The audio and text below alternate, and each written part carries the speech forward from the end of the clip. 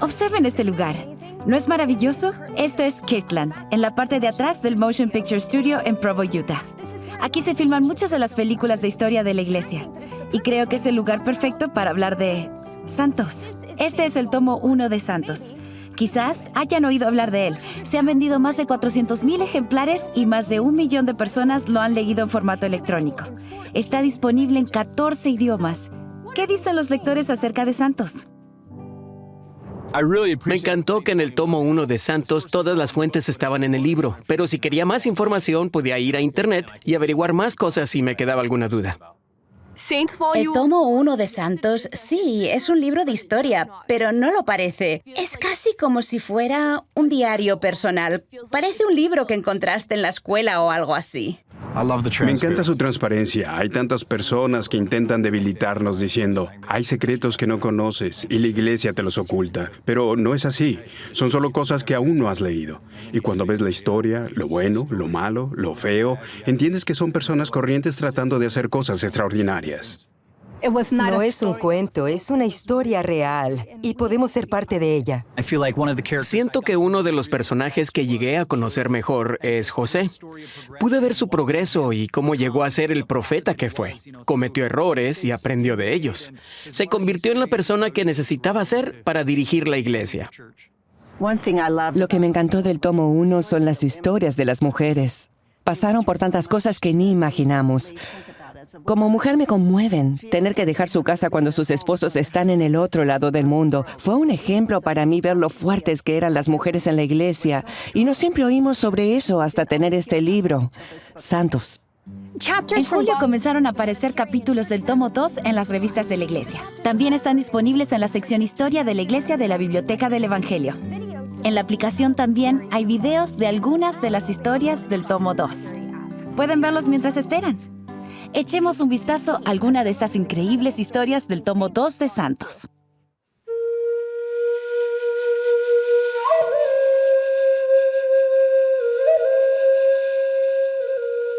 En 1843, cuando José Smith llama a Addison Pratt, Knowlton Hanks, Noah Rogers y Benjamin Groard a esta misión en el Pacífico, fue un hito en la historia de las misiones de los santos de los últimos días. Es con diferencia el viaje misional más largo en la historia de la iglesia hasta este momento. Mis antepasados fueron los primeros pioneros que recibieron a los misioneros. Ese es un legado que recibí de mis antepasados. Y es por eso que agradezco al Señor que enviara a los misioneros aquí, a Tubuai. Fui presidente de área en las islas del Pacífico de 1998 a 2001 y visité una de las islas en que estuvo Addison Pratt. Una muchacha de 17 o 18 años se paró y habló. Ella es la 7ª generación de miembros de su familia. Yo desciendo de pioneros. Soy la 5ª generación. Ella era la 7ª generación. Viven lejos, pero forman parte de la historia de la iglesia. El tomo 2 de Santos habla del primer templo que se construyó después de Nabú. Los santos de St. George vivían muy lejos de Salt Lake. Y Brigham Young dijo, les traeremos el templo aquí, construiremos un templo más pequeño que el de Salt Lake, y les traeremos las ordenanzas a donde ustedes viven. Así que tomaron roca volcánica negra cerca del sitio del templo y la golpearon contra el suelo con un cañón convertido en martinete. Y cuando el martinete rebotó 3 veces, supieron que el suelo era estable para poner los cimientos ahí. Si vivías en St. George, no importa cuán pobre fueras, donaste algo. Hay historias de miembros de la iglesia que donaron $1 porque era todo lo que tenían. Otras personas cosieron alfombras, alimentaron a los trabajadores, les hicieron ropa, o estaban ahí solo para apoyarlos. Estaban tan emocionados por este templo y de que el profeta estuviera ahí para dedicar el templo. ¿Se han preguntado cómo surgieron las organizaciones de la Iglesia? El tomo 2 de Santos cuenta la historia de Mary Isabella Horn y la fundación de las mujeres jóvenes. Cuando estaba por terminarse el ferrocarril, había mucha ambivalencia entre los santos. Era algo así como lo que sentimos hoy sobre Internet. Estamos entusiasmados por la tecnología y todas las oportunidades que brinda para aprender y conectarnos con el mundo. Pero al mismo tiempo reconocemos el potencial de esta autopista de la información para atraer todo tipo de influencias a nuestros hogares y nuestra vida. Esto preocupaba mucho a Brigham Young, así que llamó a Mary Isabella Horn a dirigir el movimiento por la moderación para arraigar a las mujeres en lo que realmente importaba. Y necesitaban que las mujeres jóvenes formaran parte de él. Si quieres que una cultura cambie, debes invitar a los jóvenes. Y las mujeres jóvenes cumplen una función vital en el cambio de la cultura. Santos cuenta historias conocidas, como las misiones en Europa, y otras que quizás no hayan oído antes, como que las mujeres del territorio de Utah fueron las primeras del país en votar. Historias inspiradoras, como el rescate de los carros de mano, o trágicas, como la masacre de Mountain Meadows. Al regresar, veremos por qué la Iglesia escribió Santos ahora de manera tan singular y transparente.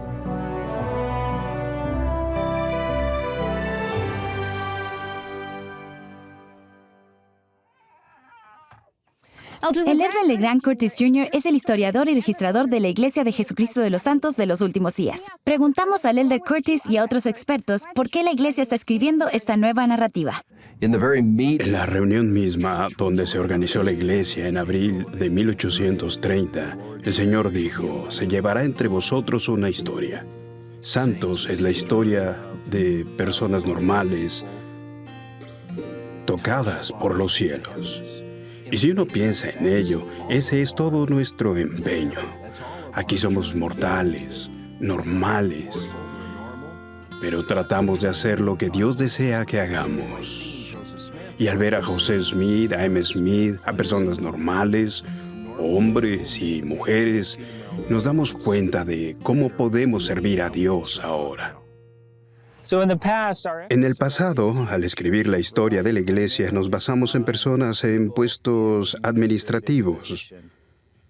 Sus voces fueron presentadas y destacadas. En esta ocasión, al escribir la historia de la Iglesia, nos basamos en la gente común, en los héroes anónimos que quedaron excluidos al relatar la historia de la Iglesia de manera tradicional. En la década de 1860, Brigham Young aconsejó a los historiadores de la Iglesia escriban en estilo narrativo. Sabía, como todos sabemos, que necesitábamos historias de nuestro pasado para dar sentido a nuestro presente y orientarnos en el futuro. Viendo la maravillosa recepción que tuvo Santos, está claro que la idea de escribir una narración fue la correcta. Soy el editor literario y redactor principal de los tomos. Es decir, que soy el que se asegura de que las historias estén estructuradas de manera agradable y atractiva para los lectores. Y si quieren cautivar a un lector, en especial a alguien a quien no le gusta mucho la historia o que se desanima con la redacción académica, entonces la narrativa es lo mejor, porque a todos nos gusta un buen relato. Espero que los lectores de Santos se encuentren a sí mismos en la historia, que puedan conectar con los pioneros, con los primeros santos, con las personas que nos precedieron. A veces, al pensar en nuestra historia, es muy fácil concentrarnos en referentes como José o Brigham y pensar en esas figuras singulares e icónicas que se han convertido en personajes del tapiz de nuestra historia. Pero sucedieron muchas cosas más, incluso muy temprano en la historia de la Iglesia. Algunos de mis relatos favoritos del tomo 2 están casi al final del libro. Una mujer que me resultó fascinante se llamaba Lorena Larson. Era una mujer común y corriente, pero se enfrentó con mucha fe a los desafíos que surgieron cuando tuvo que vivir escondida. Pero ella también escribió de una manera muy honesta y apasionante, lo que la convirtió en un personaje estupendo porque pude usar sus palabras y emociones para contar su historia. Creo que los lectores realmente se identificarán con Lorena. Santos es diferente a las historias anteriores producidas por la Iglesia porque tiene varias capas. La capa superior, la principal, es el texto narrativo. Ahí es donde la mayoría de la gente obtendrá la información. Pero sabemos que otras personas querrán profundizar en algún tema. Hemos escrito ensayos cortos vinculados a las notas al pie de página para más de 115 temas en el tomo 1, que ayudan a estudiar distintos temas en mayor profundidad. Desde el principio sabíamos que Santos debía traducirse y se ha escrito en 14 idiomas. También es global en las historias que cuenta.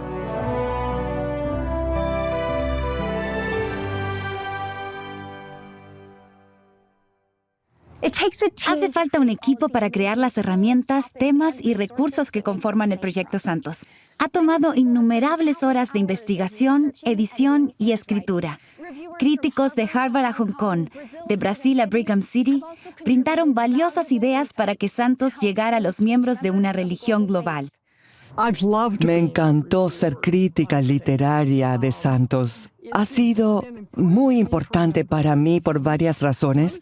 Una de las cosas que Santos, el libro Santos, hace magníficamente es tomar una historia muy compleja y profundamente arraigada que se ha desarrollado a través de muchos estudios muy serios. Convierte estudios muy sofisticados en una narrativa atractiva y comprensible. La Presidencia General de la Primaria me dio la asignación y me pidió que la representara a leer el manuscrito. Al leer los tomos 1 y 2 de Santos, sentí una conexión con la historia. Me animó a sentir que yo formaba parte de algo más grande que yo misma. Como encargado de producción de Santos, una de mis responsabilidades es tomar las palabras de historiadores, editores y escritores y coordinar la labor de componerlas, ilustrarlas, encuadernarlas e imprimirlas, grabarlas en formato de audiolibro y ponerlas a disposición de los miembros y otras personas interesadas en nuestra historia. Fui el presentador del podcast de Santos, donde pude entrevistar a historiadores, escritores y autoridades generales para aprender más sobre esos temas. Para mí fue genial poder explorar esas cosas con un poco más de detalle y presentarlas a la audiencia de una manera divertida y atractiva. En el Proyecto Santos soy parte del equipo editorial. En la evolución del proyecto, el punto de partida son los historiadores que conocen los relatos y la historia. Y el equipo editorial tiene dos funciones. Primero, pulimos los relatos y los hacemos lo más legibles posible y también verificamos las fuentes. Nos aseguramos de que los historiadores y escritores entendieron todo bien.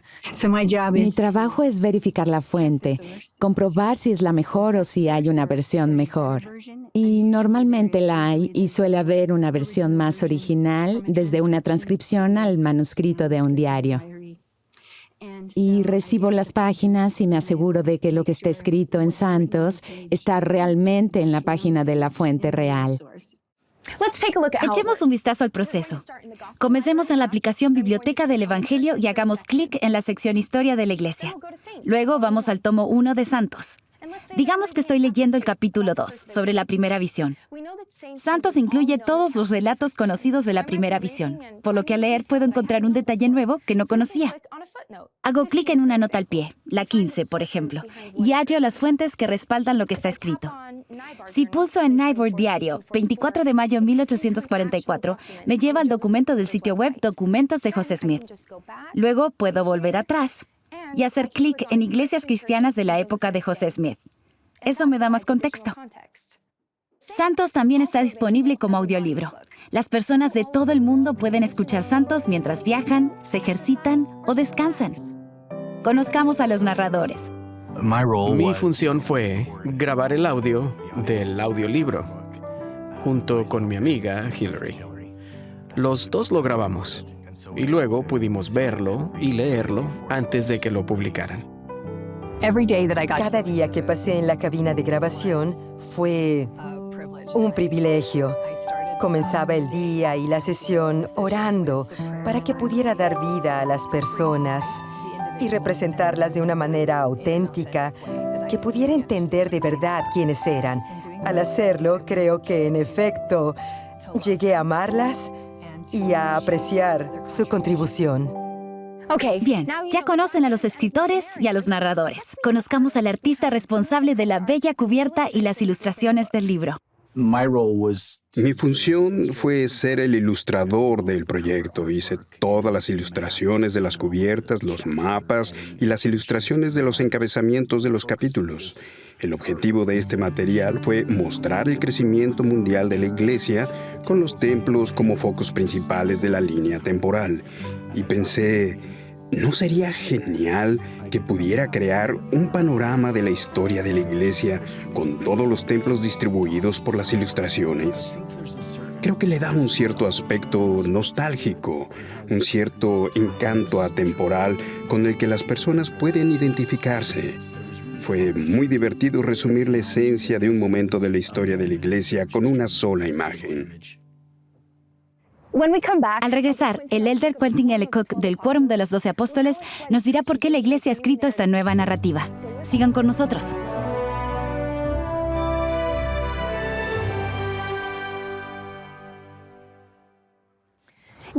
¿Sabían que las mujeres de Utah fueron las primeras en votar en los Estados Unidos? ¿Y que los indios Shoshones ayudaron a construir el templo de Logan, Utah? ¿Se preguntaron sobre las dificultades de la poligamia, tanto para la iglesia como para las familias que la vivían? Estos y otros relatos se incluyen en el tomo 2 de Santos, que se publicará próximamente. Un aspecto de la historia de la Iglesia que espero que los miembros de todo el mundo conozcan es que las mujeres de Utah fueron las primeras en ejercer el derecho al voto. ¿Por qué es importante? El sufragio es un ejemplo de mujeres tratadas como ciudadanas de pleno derecho. Mujeres que se consideran ciudadanas de pleno derecho y que se toman en serio el potencial que tienen para participar en la sociedad y mejorarla. A Sagwitch, nuestro jefe Shoshone, se le aparecieron 3 hombres en un sueño que le dijeron que había un Dios entre el pueblo mormón y que debía enviar a alguien a Salt Lake y ellos le dirían qué hacer. En pocas palabras, envió a un misionero de Ogden a nuestra tribu, en concreto al norte de Corrine, Utah, quien después de enseñarles el evangelio un par de días, convirtió y bautizó a 102 personas de nuestro pueblo en el río Bear. Una vez que nos unimos a la iglesia, fundaron Washakie para nosotros. Mi abuela me dijo que después de convertirse, nuestro pueblo ejerció una fe como la de un niño. Sé que pagábamos un diezmo íntegro. Dedicamos más de 1000 horas a la construcción del templo de Logan. Nuestra gente iba al templo a menudo y hacían la obra por los que fallecieron en el río Bear. Cuando anunciaron por primera vez que practicaban el matrimonio plural, estaban aquí en Utah relativamente aislados, por lo que la polémica tardó un tiempo en generarse.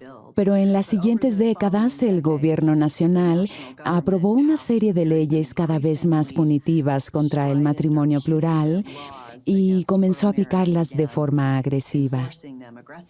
En 1890, cuando el presidente Woodruff anunció el manifiesto que puso fin al matrimonio plural, se enfrentaron a una decisión simple. Si continuaban practicando el matrimonio plural, perderían los templos, porque el gobierno confiscaría las propiedades de la iglesia, entre ellas los templos.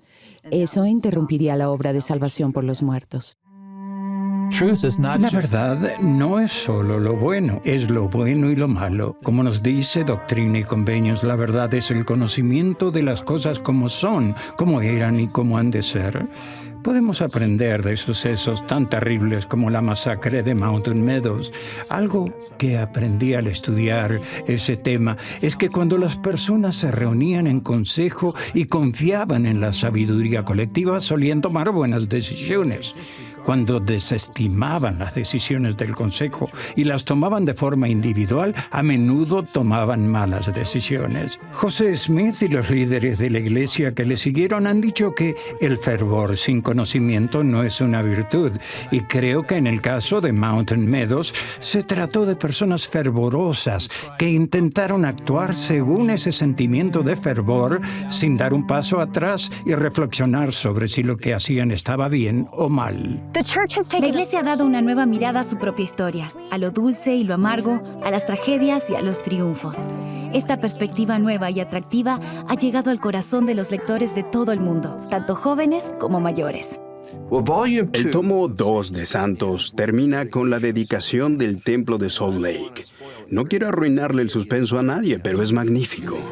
Piensen en todos los desafíos que ocurrieron en este tomo, comenzando con la expulsión de los santos de Nabú y el viaje por las llanuras, y concluye en un gran punto culminante, con manifestaciones espirituales y regocijo cuando se termina el templo de Salt Lake tras 40 años de construcción. Espero que el resultado final sea un profundo aprecio por nuestros antepasados y los sacrificios y las dificultades que enfrentaron, y que eso nos faculte como pueblo para enfrentar dificultades quizá diferentes, pero que pueden llegar a ser una bendición para nosotros y nos dé fuerzas y poder para superar los problemas actuales. La primera presidencia ha dicho: recordar el legado de fe, devoción y perseverancia que compartimos nos da perspectiva y fortaleza para enfrentar los retos de nuestra época. Santos nos ayuda a recordar. El tomo 1 se publicó hace apenas un año y desde cualquier punto de vista ya es un éxito. Ahora hay capítulos del tomo 2 disponibles en línea y en las revistas Ensign y Liahona. Si tienen preguntas sobre la historia de la Iglesia, o si buscan una historia cautivadora pero verdadera, estén atentos al tomo 2 de Santos a principios de 2020. ¡Buena lectura!